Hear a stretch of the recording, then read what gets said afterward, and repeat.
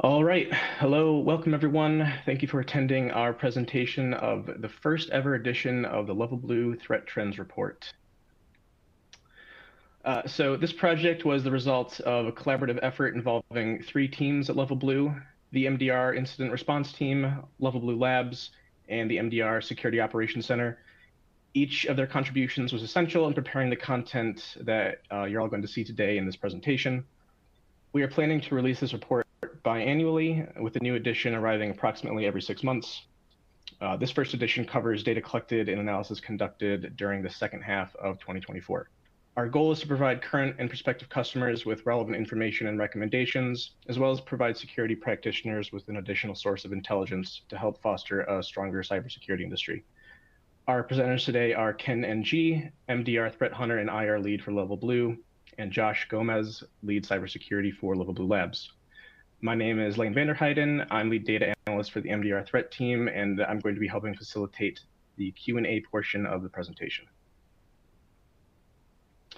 And here's our agenda for today. The topics that we're going to discuss include business email compromise as a favored angle of attack for threat actors, increases in the prevalence of phishing as a service, with special attention paid to a new kit known as Raccoon 0365, a breakdown of the most common malware variants observed during the reporting period, and a discussion of a collection of incidents observed by the MDR Incident Response Team, including some recommendations for hardening and remediation. And finally, as mentioned, we've also set aside some time at the end for some Q&A if there are any questions. And with that, I'm going to pass things off to Ken to get us started. Thanks, Lane. So to start, as a matter of terminology, our teams internally and in our report refer both business email compromise and email account takeover attacks broadly as BECs. The distinction there, of course, is that email account takeover is the actual compromising of an email account, and business email compromise is the usage of those accounts to defraud the victim company or a business partner of theirs. The end goal of this activity is often fraudulent payments, such as ACH scams, or data and credential exfiltration, and positioning for future attacks, especially if those credentials gained can be used against a VPN. Of the cyber incidents that our teams have worked in the second half of 2024, 75% of those were BECs, with a majority of the incidents being threat actors compromising an account, usually through phishing emails containing a link or an attachment containing links to a credential harvester or a phishing as a service kit.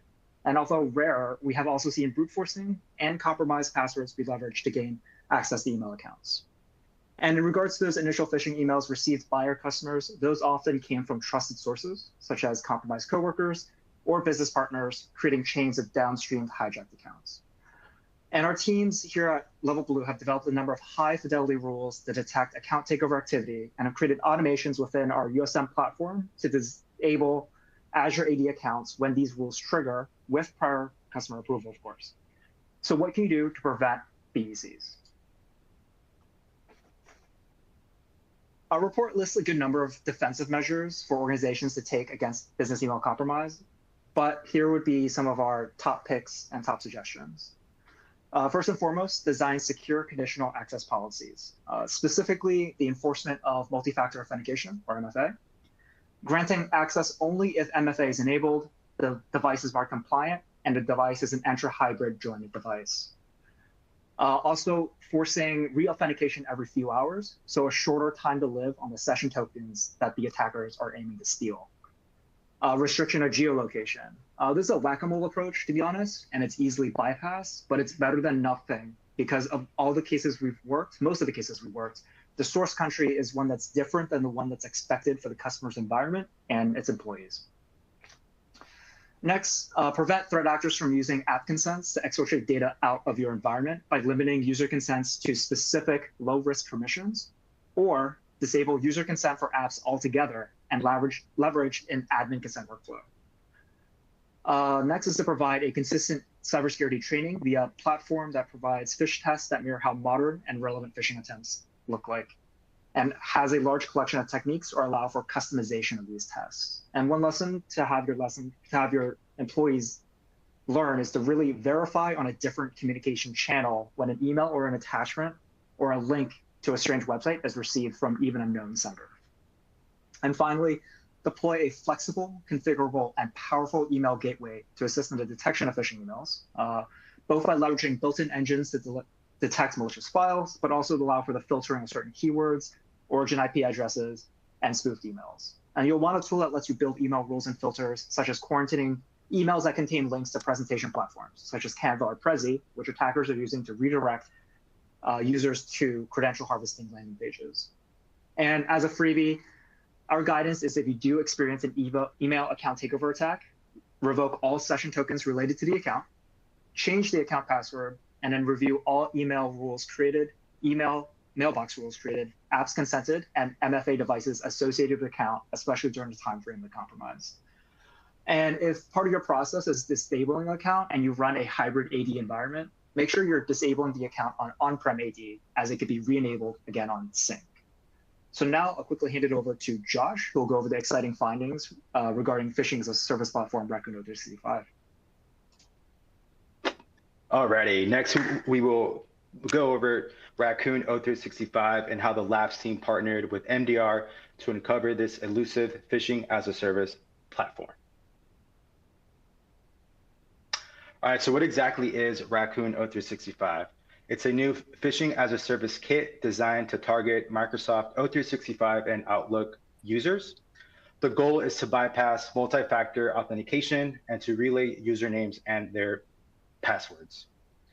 From the research that the Labs team did, we discovered that Raccoon 0365 operates under a subscription-based model and also numbers of set days usage. So for example, we observed that they charge $75 for 11 days and $250 for 1 month. All right, let's talk about the initial investigation and how we saw Raccoon 0365. It all began when the MDR SOC received an alarm for a suspicious login from a VPN. That's going to be the screenshot at the bottom there. From the analysis, from the logs that we uncovered, the MDR team did see the user agent string value of Raccoon 0365. And it's a little bit hard to read, but that top screenshot there, within the middle, there's a field with user agent. Within that, we read Raccoon 0365 version 9.0. The MDR threat team then looked into the investigations and uncovered more anomalous logins from the suspicious user agent. Armed with the user agent IOC, the MDR then implemented an orchestration rule to detect on suspicious logins referencing that string value of Raccoon 0365. And from my knowledge as well, I think as soon as the MDR team deployed the detection rule with the user agent value, they did get a lot of hits on it. So really good job on the MDR team and acting so fast. All right, so after the threat team was finished with their investigation, they then handed over the findings over to the Labs team for further research. My colleague Alejandro and I were able to uncover some interesting findings, including the admin panel of the service where users are able to log into. And that's going to be the top screenshot there. If you're paying a member of Raccoon 0365, this is where you will be able to log in through. At the time of our research, the admin panel was being hosted at thewalkingdead0365.com. We can only assume that the makers of Raccoon 0365 are big fans of the show, The Walking Dead. With that, we also were able to uncover expiration pages on some of the phishing domains. Just like any other service or application, if you don't pay your bill, service will be interrupted. And that's going to be at the bottom screenshot there on the right side. We were also able to uncover numerous phishing domains used to trick users into entering their usernames and passwords. Those would be highlighted in red there on the left-hand side. Reading through them, they do attempt to mimic legitimate Microsoft sites, all by design, of course, in order to trick the end user. And just as a side note as well, this is a small sample size of what we uncovered. I think in total there were over 200 of these phishing sites, but we'll talk a little bit more about those in a later slide.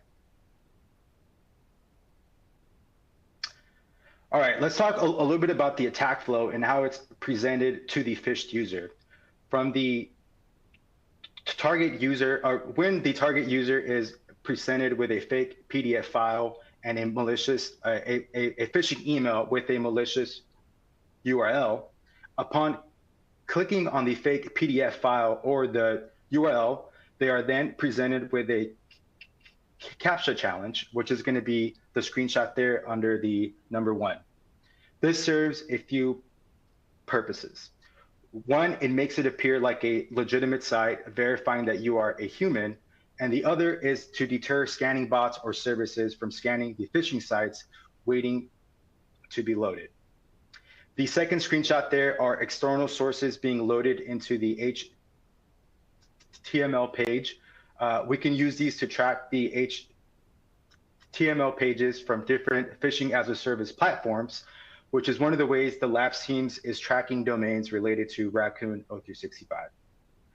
Lastly, upon completing the CAPTCHA challenge, users are redirected to the fake Microsoft login page. As you guys are able to see, this resembles a legitimate Outlook login page, all by design, of course. So, all right, so that's more on the front end. Next, let's take a little dive into the back end and see how Raccoon 0365 operates. Upon analyzing the HTML, it revealed obfuscation, hex encoding, and anti-analysis techniques. The decoded JavaScript loads additional JavaScript functions used for enumeration and anti-analysis techniques. That's going to be the top screenshot there. The bottom left screenshot with the function is mobile user enumerates the visiting user agent and compares it to a hard-coded list of mobile user agents. Second screenshot there shows if the user agent is not found in the list of mobile user agents, run the detect debugger function, which, as the name implies, is a function to detect if the debugger or dev tools are being opened in the web browser. It appears that the makers of Raccoon 0365 are not too concerned if mobile users are examining their web pages through their mobile phones. Not sure why anyone would want to do that, but you are able to. All right, so also we were able to discover that the visiting web browser is enumerated, and if one of 3 web browsers is found to be present, it then runs the set interval function with DevTools open function, which again, as the name implies, will detect when the developer tools are opened and act as a breakpoint in which you will no longer be able to view the source HTML page and also the networks tabs within the DevTools.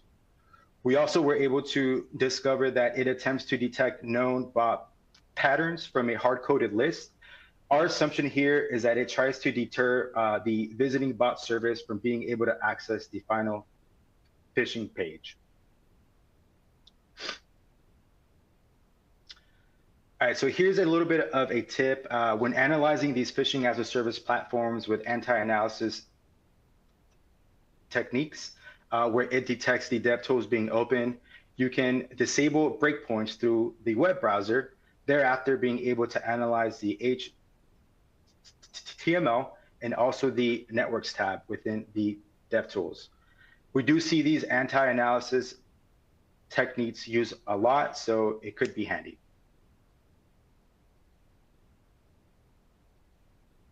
Lastly, I wanted to cover some of the Raccoon 0365 detections the Labs team was able to implement through the research. From analyzing the infrastructure, we were able to build a tracker to track domains, URLs, etc. on Raccoon 0365 and update on a daily basis a fresh batch of IOCs into a pulse for all USMA users. And that's going to be the top screenshot there. We also have a few detection rules that could aid in the detections of any suspicious logins or phishing emails. Those are going to be listed at the bottom left-hand side there. With that, we also implemented a Suricata rule to detect any logs with the suspicious user agent string referencing Raccoon 0365. I also want to mention that you can find all of these IOCs and actionable intel in the Intel report that we released last week.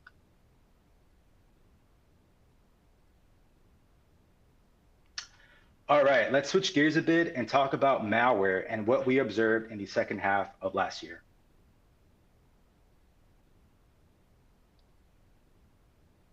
These were the top 5 most active malware families observed in the second half of last year. Not surprising to a lot of us, Cobalt Strike leading the way. This red team emulation tool has been around for a long time, so yeah. We did observe an uptick in Luma activity towards the end of last year and going into this year as well.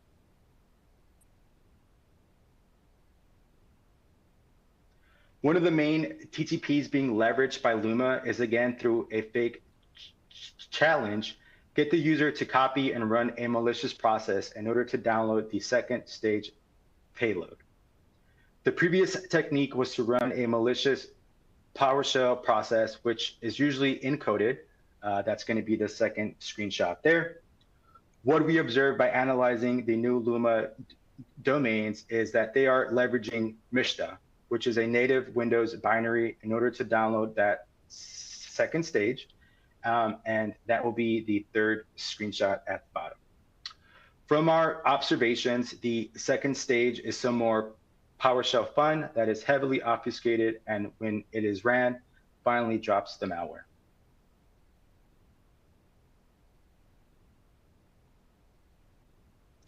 The labs team was able to implement a new detection for all USME users from the observed Mishta technique. And if you guys are wondering what the name of the rule is, that's going to be at the top screenshot there. Also, by analyzing the malicious Luma domains, we were able to better track the infrastructure related to the malware. As you all can see there, this is a small sample size on some of the newly discovered domains attributed to Luma. They do have a distinguishable TLD of .shop. And of course, all of these domains are being sent over to our Luma OTX Pulse, which is updated with new IOCs. And that is it for the malware. I'll pass it over to Ken. Awesome, thanks, Josh. So in the report, we covered findings related to 12 incidents where our team saw hands-on keyboard activity by threat actors. We broke this section into the different phases of cyber intrusions and discussed our observations, as well as some recommendations on defending your organization against those attacker techniques, tactics, and procedures. And here's a breakdown of some of those observations. So we'll start with initial access. The larger your organization is, the larger your attack surface is for threat actors to gain entry into your network. The most egregious and common of these vectors was brute forcing against a VPN interface or open RTP port with no MFA configured, leading to a successful login. Phishing and vishing, specifically the fake IT support activity, leading to end users executing the pre-installed Microsoft Quick Assist or downloading a remote access tool and giving the attacker access, was also observed, along with users downloading a malicious file from the web, and then finally exploitation of a device in a DMZ, usually leveraging a 0-day or a day 1 exploit. So the next two phases here usually happen interchangeably, but depending on the level of access, we usually start to see a threat actor get a lay of the land by performing network, user, and domain discovery through tools such as Advanced IP Scanner, NetScan.exe, as well as using built-in Windows tools such as net.exe and nltest.exe. If your organization does not explicitly need to use Advanced IP Scanner or netscan.exe, blacklisting those executables via an EDR can throw a wrench in an attacker's discovery phase. So for credential access and privilege escalation, this is important because in order to traverse the network and make additional actions on hosts across the environment, the threat actors will now have to gain additional credentials and or escalate their privileges on the accounts they already have access to. So just as in the last couple of years of doing IR, common methods we have observed was the use of Mimikatz to extract passwords from memory, or DC sync attacks to replicate domain controller data. We've also seen the dumping of the SAM and security registry hives, as well as leveraging DSS admin to grab credential data from shadow volume copies. And in the most damaging case, we observed a threat actor leveraging the EXXI vulnerability of creating a security group for ESX admins and then dropping users into it, giving those accounts root access to the hypervisor host.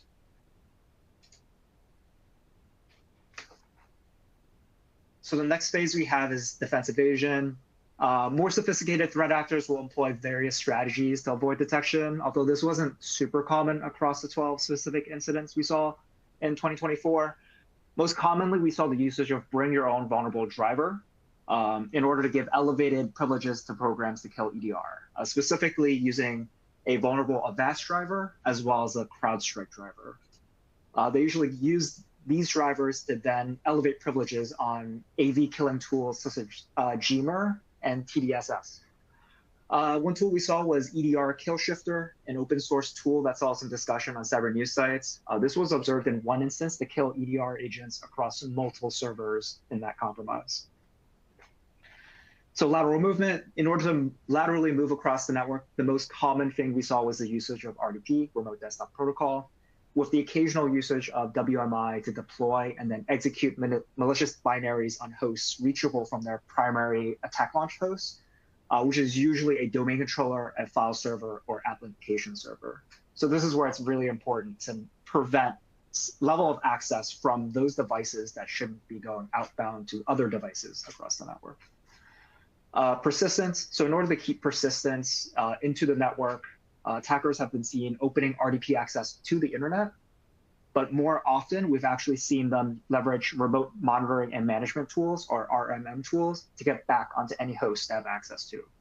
AnyDesk and Screen Connect were some of the most popular tools that we saw. Once again, leveraging EDR or using Windows App Blocker here to prevent the usage of known RMM tools that your organization doesn't explicitly use is a good idea for cyber hygiene. And then lastly, exfiltration. Exfiltration happened on a few of these incidents. And in one observation that we have is that there's a bigger focus on exfiltration of data versus the encryption of data. We mostly saw the usage of rclone, WinSCP, and FileZilla as tools of choice. And this activity usually happened immediately after WinRAR or WinZip was used to create archives of key folders on file servers. And while a consideration here would be to prevent the usage of file transfer and archive tools on file servers, unfortunately, threat actors can just do this activity on hosts that can access the file share.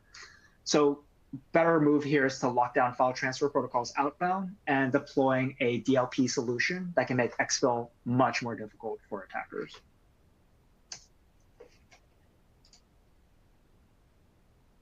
So it's actually been a very busy time for us here at MDR IR. There were quite a number of incidents and findings that were discovered after we had finalized the report.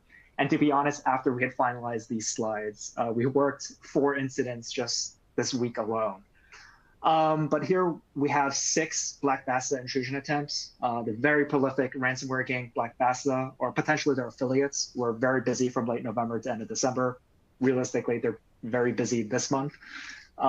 We tracked an additional 6 attempts where they leveraged their technique of email bombing multiple users within an organization, and then following up by reaching out via Microsoft Teams to those users, pretending to be IT support. The users are then prompted to use Microsoft's Quick Assist, which I mentioned is pre-installed on Windows, or to download AnyConnect. And once they gain access to the host, they very, very quickly perform the phases as described in my previous 2 slides. MDR has created a number of detections and are tracking specific domains leveraged by Black Basta. And so far in 2025, have notified customers almost immediately after the initial Microsoft Teams chat is started. So yesterday, 11 minutes, bam, we got them, isolated the host, no additional lateral movement. Next, Fortinet's FortiOS vulnerability. We observed 2 intrusions by threat actors exploiting CVE 2024-55591 against Fortinet devices running FortiOS and FortiProxy. This was a authentication bypass vulnerability, which allowed attackers to gain unauthorized access on systems running the affected versions of the OSs, with the threat actors creating new admin accounts on those devices. While this vulnerability was actually disclosed mid-January, we had actually detected the anomalous administrator logins and creation of new admin accounts, and notified the customers to take steps to lock down their FortiGates. And we noticed this in late November, early December. And when the vulnerability was disclosed in January, we quickly notified all MDR customers running Fortinet devices and created new rules to more definitively alert on the exploitation activity. If you're running a FortiOS device, please patch. The patch was released last month, and there was actually a disclosure today on an additional vulnerability that's a similar authentication bypass. And then next, JavaScript file compromises. There are 3 additional incidents where the root cause of the compromise was the execution of a JavaScript file, so .js, inside of a zip archive. This activity has historically and typically been the fake updates campaign, where a compromised site serves up a redirect telling visitors to update their browser and are prompted to download a zip file. And this activity, along with some other malicious file downloads we have observed throughout the year, could have been really easily prevented by deploying a default open buy policy in GPO, which I'll go over. So now I'll go over some of our recommendations for defending your organization against these tactics and techniques that I've discussed. So if there's one slide I'd want you in the audience to really focus on and take information from, it's this slide. These are our recommendations for your organizations to take and follow, if possible, to protect against the threats that we're seeing literally on a day-to-day basis. First one I have here is to leverage MFA whenever possible, especially for VPN connections and application access.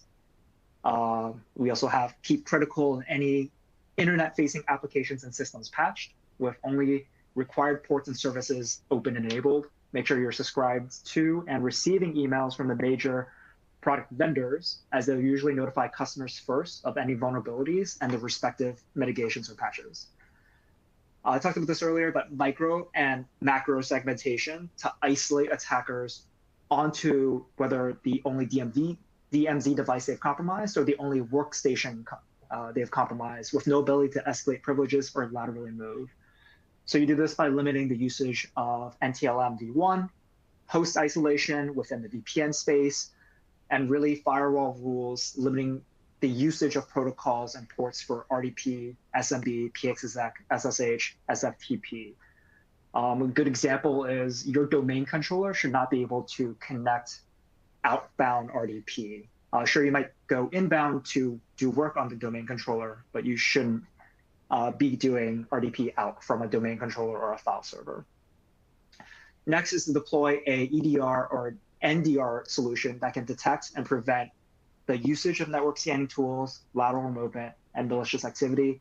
You can definitely partner with LevelBlue for the acquisition, deployment, and management of such solutions, such as SentinelOne.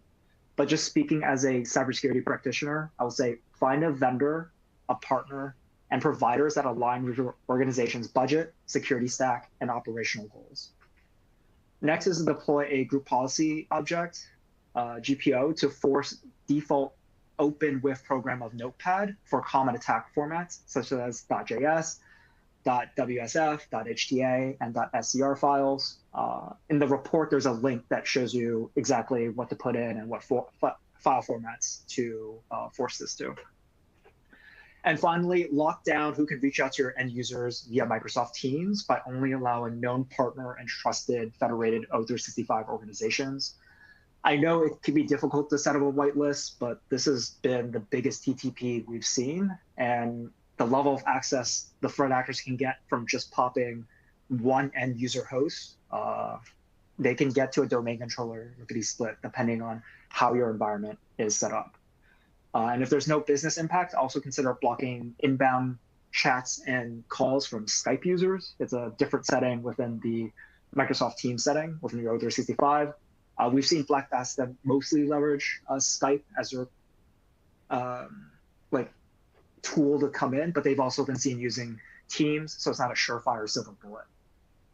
And yeah, that's all I have for these recommendations. I will now hand it over to Lane to handle the Q&A portion. All right, thank you, Ken and Josh. So as Ken mentioned, we're going to transition over to Q&A.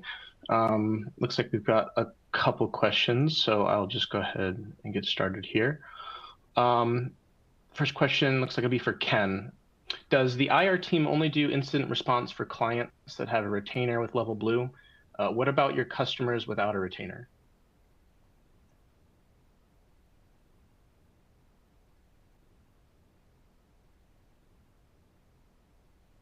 Team, the SOC, and labs team. So we work within the scope of our MDR customers, and all customers receive 10 hours of complimentary IR assistance per incident. And these 10 hours are kind of focused on providing like guidance on what to do with the contain attack, but also if we can find a root cause out of the logs we have for the customer. And it sort of bridges the gap for if a customer wants to sign up with and sign a scope of work with the LevelBlue consulting team specifically for IR and forensics, or if they are kind of in the process of working with their cyber insurance to be assigned a preferred vendor. But for customers without a retainer, they can still get those 10 hours or sign up for more hours with our consulting team. All right, great. Okay, question number 2. So this one will be for Josh. How does the LevelBlue Labs team provide actionable intelligence? And with that, how can USMA users make the most of it? All right, yeah, so the first part of the question, so the Labs team does perform research. So for example, it could be a novel piece of malware that we observed in a sandbox. We reverse engineer it, we grab some IOCs, we implement a detection rule, Yara rule, etc. So that's one way. I would probably say our favorite way to provide intel is partnering with the MDR team. So as they are working these real world incidents, they then share the IOCs that they are seeing, right? So for example, it could be a malicious binary that was dropped on a server. It could be an IP URL. The perfect example was Raccoon 0265. They saw the suspicious login with the user agent. At that point, they handed that over to the Labs team. From there, we dug into it a little bit more, and that's when we uncovered like, hey, this looks like a phishing as a service platform. So yeah, I think partnering with MDR, reviewing those real world incidents in real time is the best way that we provide intel. And the second part of that question, how can USMA users make the most of it? I would probably say leveraging OTX a little bit more. So say, for example, you receive an alarm within the USMA platform, and it's for an OTX pulse. It could be a domain, a file hash. So being able to leverage into the OTX platform and look at the associated IOCs, I think that could enrich your investigation process. And yeah, so I think leveraging OTX as much as you can is the best way to use the intel. So yeah. Great, thanks, Josh. Okay, one more here. Looks like this one will be for Ken as well. What has been the most challenging aspect of performing incident response for your customers? Oof. There's a lot of challenges when it comes to doing IR as an MSSP.